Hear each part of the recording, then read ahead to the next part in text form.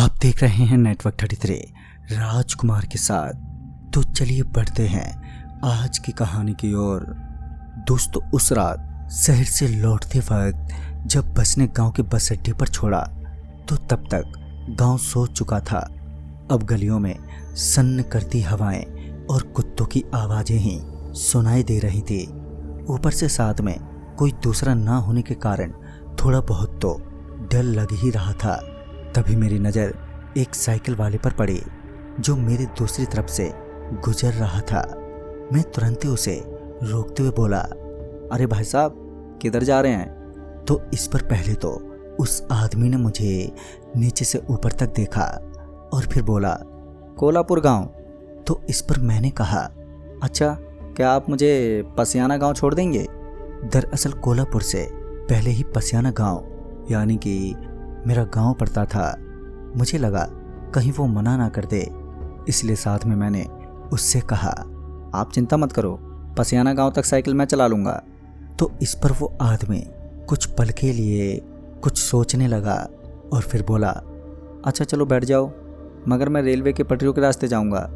तो इस पर मैंने कहा, ये तो और अच्छी बात है, हम उस रास्ते से तो जल्दी ही पहुँच जाएंगे। फिर हम दोनों बाजार के चौड़े रास्ते से मुड़ते हुए पहुंचे रेलवे के पटरियों के रास्ते पर, जहां पर एक बड़ी सी लंबी मालगाड़ी लगी हुई थी, जिस वजह से हमारा शॉर्टकट रास्ता थोड़ा लंबा हो गया था। फिर जब हम दोनों कुछ दूर पहुंचे तो अचानक ही साइकिल की चैन उतर गई, जिस वजह से हमें रुकना पड़ा। अभी वो आदमी साइकिल की चैन ही चढ़ा रहा था कि तभी सामने से कोई आता हुआ दिखा। मैं अभी उसी तरफ एकटक निगाहें करके देखे ही जा रहा था कि तभी वो साइकिल वाला आदमी वहां से एकदम से भाग खड़ा हुआ और भागते भागते मुझसे बोला, जल्दी भागो वहां से। मगर मुझे उस वक्त ये समझ में नहीं आ रहा था कि आखिर वो किससे ऐसे डर कर भाग रहा है। फिर जब मैंने उस दूसरे आदमी की ओर देखा जो सामने से आ रहा था, अब वो आदमी कहीं दिखाई नहीं दे रहा था। मुझे भी अब कुछ ठीक नहीं लग रहा था, इसलिए मैं भी वहां से पटरियों के रास्ते दौड़ते हुए आगे बढ़ने लगा। चूंकि मालगाड़ी बहुत लंबी थी तो मुझे पटरियों के उस पार जाने के लिए मालगाड़ी के नीचे से निकलना था। और जैसे ही मैं मालगाड़ी के नीचे से दूसरी तरफ निकला कि मुझे एक आदमी सामने खड़ा नजर आया, जिसके पूरे बदन पर खून ही खून लगा था और हाथ में एक धारदार चापड़ लिए हुए था। उसका गुस्से से दिल मिलाता चेहरा देखकर ये साफ हो रहा था कि वो सही इरादे से यहाँ तो नहीं खड़ा है।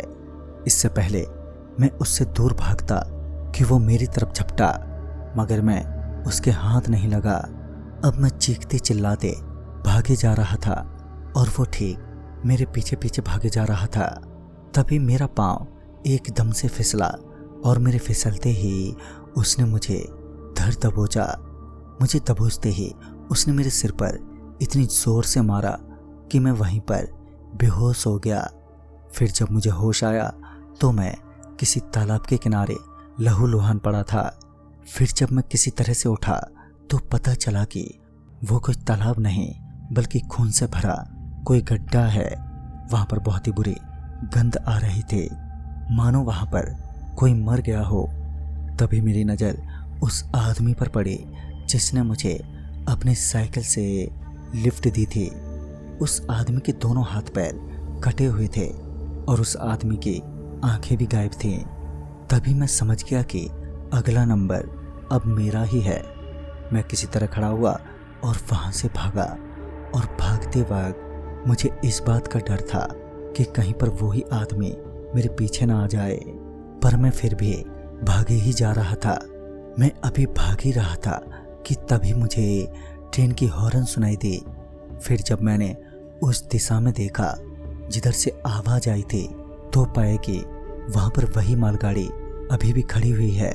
तभी मैं वापस उसी तरफ दौड़ा और जैसे ही मैं मालगाड़ी के करीब पहुंचा कि वही आदमी पीछे से भागता आता हुआ दिखा। मैं उसे देखते ही उस चलती हुई मालगाड़ी से लटक गया और वहां से दूर निकल आया। फिर अगली सुबह जब मैं घर पर पहुंचा तो सब मेरी हालत देखकर हैरान हो गए। फिर जब मैंने उन्हें सारी बात बताई तो उन्होंने बताया कि महीने भर पहले गांव के एक आदमी का दिमागी संतुलन बिगड़ गया था और उसने रात में अपने पूरे परिवार को काट कर फेंक दिया और फिर वो अचानक ही गायब हो गया। मगर वो हर रात लौटता और लोगों पर हमला करता। मगर एक रात सब लोगों ने मिलकर उसे पकड़ लिया और उसे जान से मारकर फेंक दिया। पर उसके मरने के बाद वो रेलवे लाइन के पास दिखाई देने लगा क्योंकि उसे वहीं पर मारा गया था।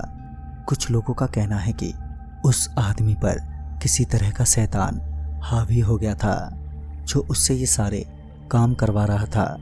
वो आदमी तो मर गया मगर उस शैतान ने उसकी आत्मा को आज भी पकड़ रखा है और उसकी आत्मा को और भी ज़्यादा खुकार बना दिया है।